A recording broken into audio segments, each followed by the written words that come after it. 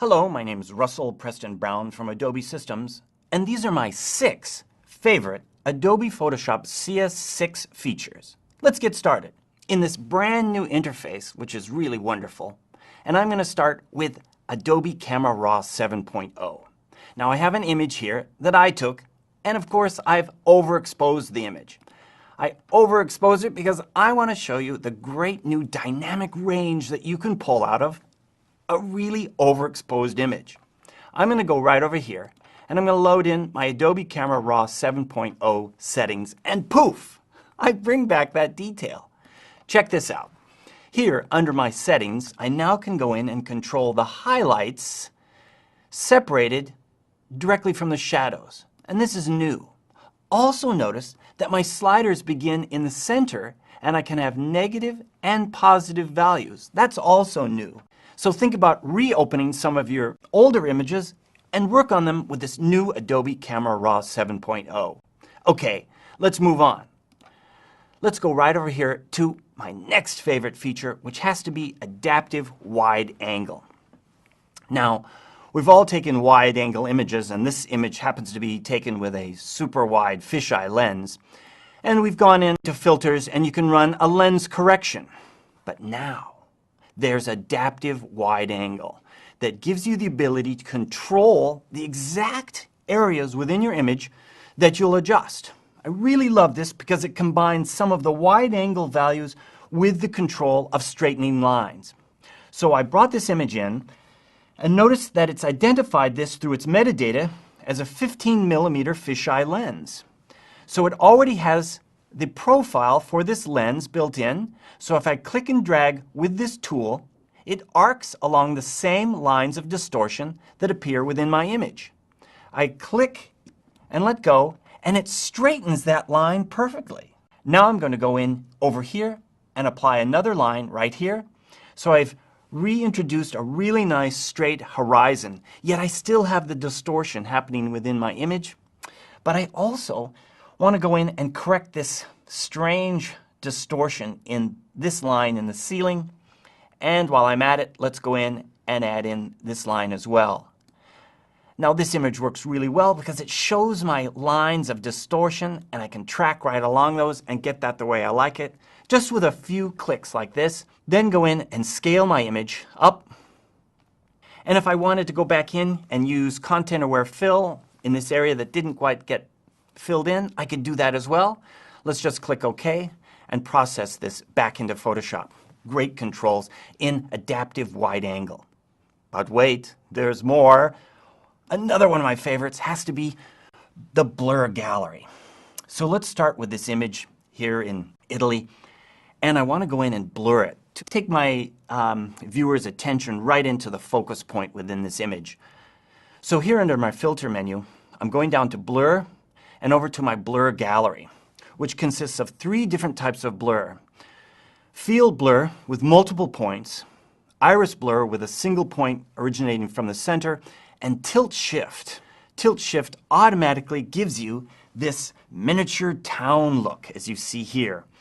The default settings are blurring the top and the bottom and giving me this strip in the middle to this miniature set that I've built. I can now go in and adjust the focus of those areas with this really nice new interface built right into the viewer right here. Of course, I can go over here to the right and adjust the blur, but I can do it right here. I can also adjust the blur radius by clicking and dragging on these lines, and the fade off of the blur right here at the top. What I also like is to preview the mask. By clicking the M key on my keyboard, I can go in and adjust the mask for this, rotation, adjustments to it in any way I want, or even adjust the amount of blur. So I have all of my controls here directly on the mask. I can also, when I'm done, export the mask as a channel that I can use later, for example, to apply noise back into those areas that I've blurred.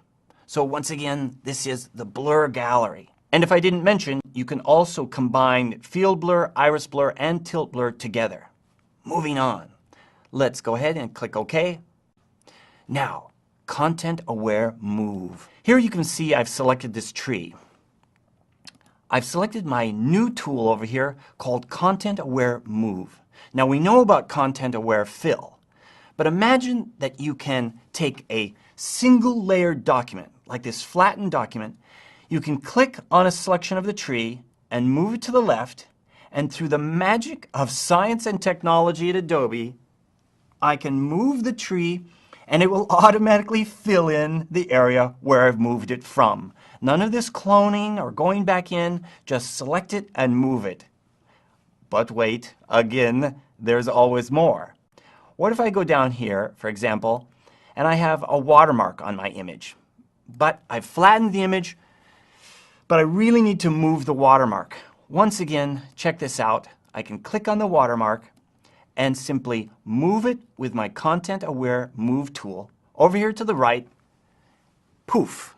It's now there on the right, it's filled in on the left. Okay, next, the new crop tool. Now here I have an image that clearly needs to be cropped. My horizon doesn't look quite right. So let's select the new crop tool and take a look at this. Check this out. The new interface appears for the crop tool with new controls here in the option bar. Check out the behavior as I move this down to crop it. Notice that it automatically centers around the center of your crop region. Now that didn't happen in the past. You had to move it and adjust it. Also, if I click outside the region here and rotate it, check this out. It's now rotating the actual image. Now this seems quite logical, and you're going, well, that's not new. If you go up here to the options bar and you want to shift back to the classic mode, just like this, you can go back in and see how it used to work. Well, that's so old and boring. The image doesn't rotate, the actual crop region is rotating, so the preview isn't quite right. Let's go back to my regular mode here. I really like this capability of centering it and rotating it and getting it just right. Then finally, my automatic straightening tool right here at the top. I can then click on the horizon and drag and instantly straighten that, double click, and get my image just the way I want it with the new crop capabilities. Okay, let's finish this off with video. So video is now inside of Adobe Photoshop CS6. That's right, you heard me correctly. I'm going to bring up my timeline here, and let's take a look at the great new features. To begin with, it's starting to look sort of similar to Adobe Premiere or even After Effects. Check it out.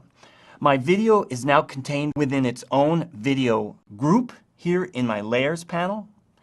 I also have sound separated on its own audio track. Finally, what a great way to work with sound. And I can go in here and address one of my video clips, click on the end, and I can start to edit the end and preview the exact point in the video where I want to stop and make the cut. Not only that, these magicians, programmers at Adobe, have set my end point directly related to my new in point to that video. Unbelievable. I'm going to right-click on this and set this to the exact value of 5 seconds for that. Hit my Enter key because I now want to finish this off with drag and drop fade effects. This has got to be the best. I've always wanted the ability to use fade effects by simply clicking on them, dragging them over the intersection between two clips, and instantly have a fade effect, in this case for 2 seconds. Let's add a fade effect to these other 2 sections just like this. And just to finish this off, let's have a fade to black because we always have to have that.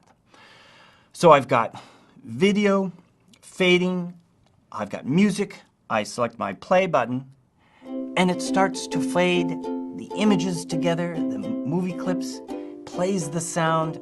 I should also mention, just because I can, that you can now work with text and graphics, and you now have motion controls on still images, text, and graphics. It does not get much better than this. Ladies and gentlemen, girls and boys, you've just seen a great set of new features inside of Photoshop CS6. Adobe Camera Raw 7.0 support, adaptive wide angle, blur gallery, content-aware move, the crop tool, and finally, video support inside of Photoshop CS6. Give them a try. They're fantastic.